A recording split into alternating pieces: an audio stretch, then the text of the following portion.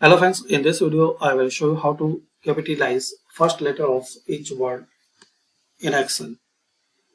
So firstly guys, you have to copy this first columns into second column.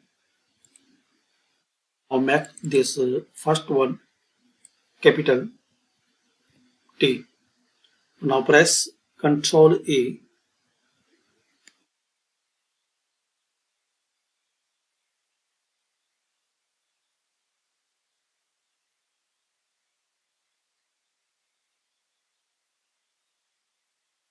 So just you have to press Ctrl E. So now we can see that all these first columns word in second column converted with capitalize for first letter.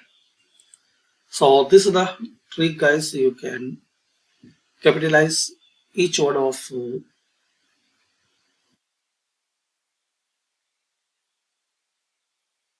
capitalize first letter of each word in Excel. Thanks for watching.